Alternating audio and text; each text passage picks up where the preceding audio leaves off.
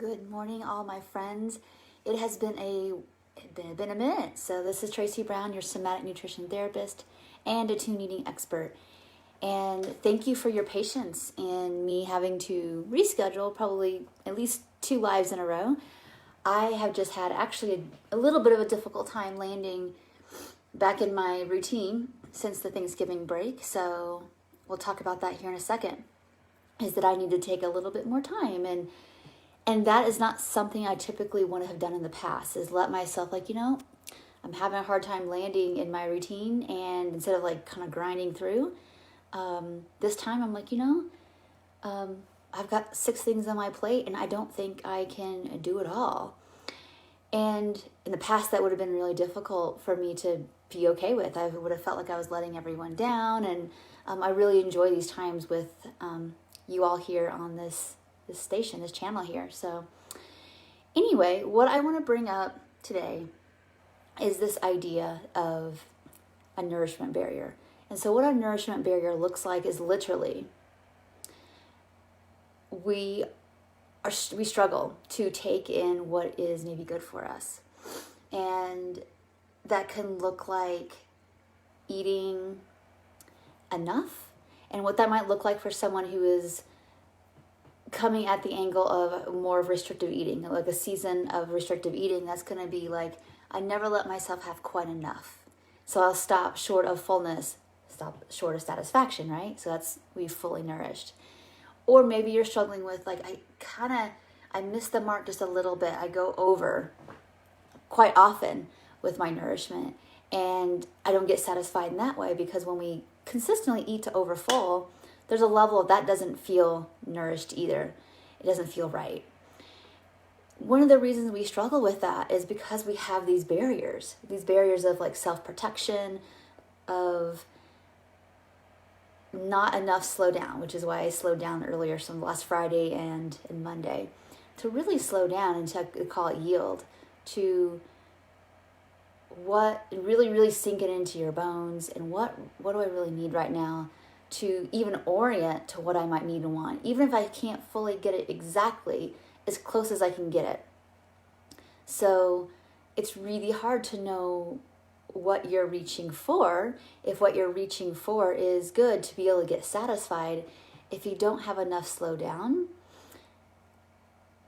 and clarity about what would satisfy you. And that's often why, many times, we have a nourishment barrier. So a nourishment barrier is also going to look like not trusting yourself. Everybody who pretty much watches these videos, I suspect, is probably some level of a highly sensitive person. That's just the people I tend to work with. Being one myself. So I notice a lot of times is that because we've been told, oh, you're too sensitive, you're too dramatic, it's not that big, it's not that bad, you tend not to trust yourself.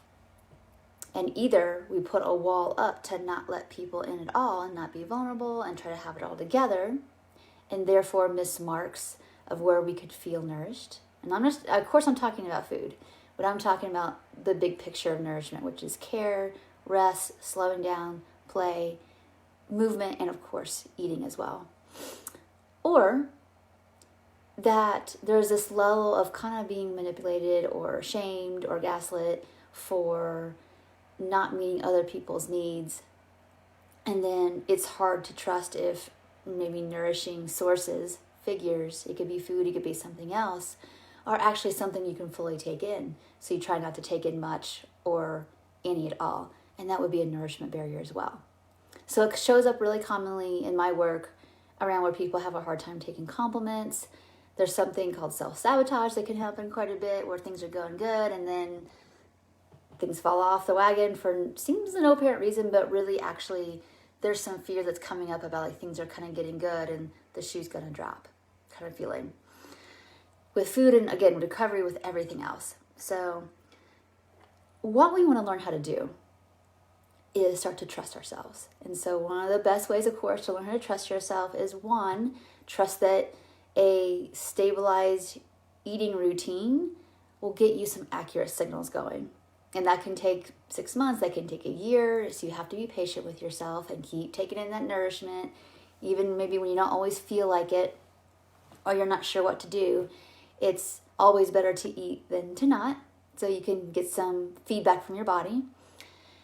And then you get to the place where you start to trust that you can start to identify how you're feeling and separate threat responses from discomforts, from different emotions, those kind of things. You start to build, honestly, a sense of knowing.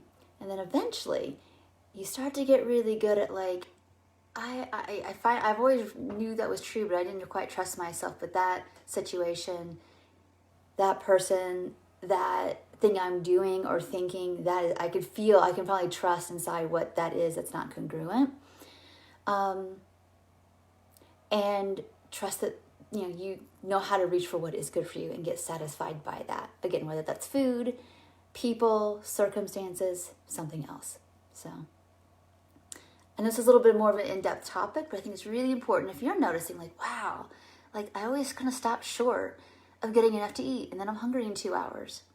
And you kind of know on some level that's probably not enough food, but it's more food than what you're typically used to eating.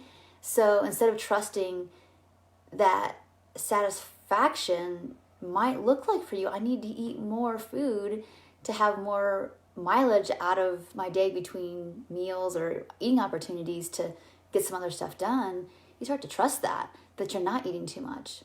That's just diet culture, gaslighting, that you don't know how to take care of yourself, and that's not true at all. We have to learn or relearn or rediscover this again. So we're going to keep talking about on Friday's video how you can use your highly sensitive nature as a resource and an asset to you versus believing that there's something too big or much about you or you're wrong. So I think that's it for today's video. I'd love to hear in the comments below what it's been like for you to be a highly sensitive person and how that's turned into a nourishment barrier for you, how that maybe holds you back. And if you have any things you want to share with our friends here about what has helped you land more in yourself, trust yourself more, please put in the comments below. And please do share this video with people who kind of need to be heard. Maybe they never heard this before. Maybe there are people that you really struggle with allowing goodness to land for all kinds of reasons, and to know that this is not they're not the only one that experiences this. That's really important to me, that people don't feel alone. So thank you all so much for watching live, and if you have any questions, please feel free to message me or comment below, and I hope you all have a really great day. See you in the next video. Bye for now.